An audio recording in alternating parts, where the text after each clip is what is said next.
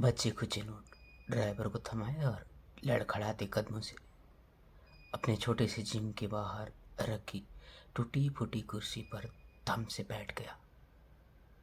उसके मजबूत और चौड़े कंधे झुके हुए थे। रवि की थकी हुई लाल आंखें उसके रात भर जागे रहने की गवाही दे रही थी। सामने मेज पर रखा चाय का गिलास कब का ठंडा हो चुका था और उसके ऊपर पपड़ी जम चुकी थी। रवि को देखकर कोई भी बता सकता था कि वो अपने जीवन के उस मोड़ पर खड़ा था जिसके आगे उसे अंधेरे के सिवा कुछ नहीं दिख रहा था। रवि के घर के नीचे बेसमेंट में बने जिम के सामान धूल खा रहे थे। ये जिम अब रवि के टूटे सपनों के प्रतीक बन गया था। वहाँ इक्का दुक्का लोग ही एक्सरसाइज करते हुए नजर आ रहे थे और ज़्यादातर मशीनें बेकार पड़ी हुई थी। अपनी गीली पलकों को पोंछकर रवि ने अपनी मुट्ठियाँ भींच ली और खुद को ढांढस बांधने लगा। मयंक मेरे बेटे, मैं तुम्हें कुछ नहीं होने दूंगा, चाहे मुझे कुछ भी करना पड़े। लेकिन क्या सही सवाल उसके दिमाग में हथौड़े की तरह बज रहा था। वो हर थोड़ी देर बाद खड़े होकर बेचैनी से टहलने लगता। लेकिन क्या और फिर कोई रास्ता नहीं सूझने पर उसी टूटी कुर्सी पर वापस बैठ जाता। रवि इन्हीं उलझनों में खोया था। तभी तेज कदमों की आहट ने उसकी तंद्रा तोड़ी। उसकी पत्नी वंदना घर से बाहर निकली।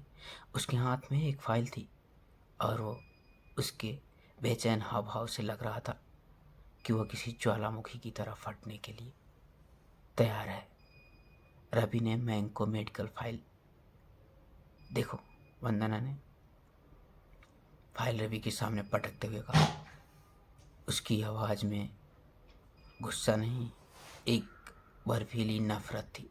तुमने इसके बारे में मुझे अभी तक क्यों नहीं बताया?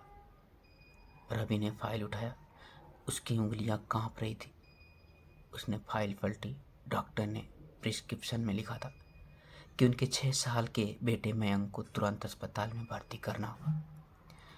इलाज का खर्च लाखों में था। यह खर्च रवि के लिए किसी पहाड़ से कम नहीं था। उसने हताश वंदना की ओर देखा जो गुस्से और निराश से भरी आंखों से उसे घूर रही थी। कल मैं जब घर वापस आया तब तुम दोनों सो चुके थे। मैं रात में ही तुम्हें बताने वाला था, पर तुम्हें सोया हुआ देखकर जगाना सही नहीं समझा। क्या करोगे अब? वंदना ने बिफारते हुए तलख्खी भरे लहजे में कहा।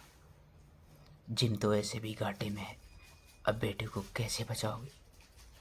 तुमने जो बैंक से जिम के सामान को खरीदने के लिए लोन लिया था उसे तो हम चुका नहीं पा रहे।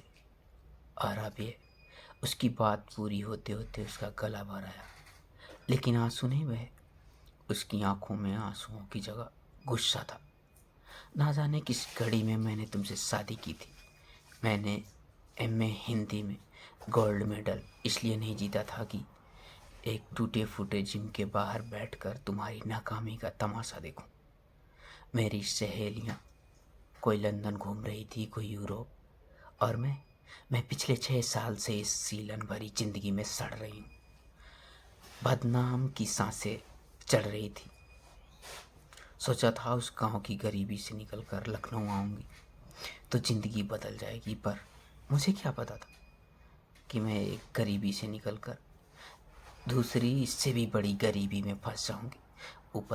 ऊपर से मयंक की ये बीमारी, हमारी बची खुची जिंदगी भी इसी बीमारी के पीछे तबाह हो गई। बैंक के बारे में कड़वी बात सुनकर रवि का गला सूख गया। वो कुछ कहना चाहता था लेकिन शब्द उसके गले में ही अटक कर रह गए। उसने सिर झुका लिया और धीरे से बोला, मैं कुछ कोशिश करता हूँ वंदना। कोशिश? वंदना ने एक जहरीली ताना मारा। तुम्हारी कोशिश से क्या होगा? तुम्हारी कोशिशों ने ये हमें इस हाल पर पहुंचाया है। जाओ और जाकर किसी से मदद मांगो, कहीं से भी पैसे लाओ, भीख मांगो, चोरी करो, मुझे नहीं पता। लेकिन अगर मयंक को कुछ हो गया तो याद रखना रवि, मैं तुम्हें कभी माफ़ नहीं करूंगी। वंदना ने उसकी ओर एक नफरत भरी नज़र डाली और गुस्से में पैर पटकती हुई वहां से चली गई। रवि सिर झुकाए बैठा रहा। उसकी बातें रवि के सीने में तीर की तरह चुभी। ऐसा पहली बार नहीं हो रहा था। वंदना हताश में कभी कभी मयंक पर भी हाथ उठा देती थी, लेकिन मयंक की तबीयत बिगड़ने पर उसकी देखभाल भी वही करती थी। रवि अपने बिखरते परिवार के लिए अब बस खुद को जिम्मेदार मानने लगा था। काश उसने टूटी हुई आवाज़ में खुद से कहा, काश मैं पैसे कमा पाता तो मयंक का अच्छे से इलाज हो जाता और वंदना को भी बाहर जाकर नौकरी नहीं करनी पड़ती। काश मैं उसे वो जिंदगी दे पाता जिसकी वो सपने देखती थी, तो शायद शायद मेरी ज़िंदगी इतनी मुश्किल नहीं होती। शादी किए तो 2 साल बाद उनके बेटे मयंक का जन्म हुआ। वो उनके जीवन में एक छोटी सी खुशी लेकर आया था, लेकिन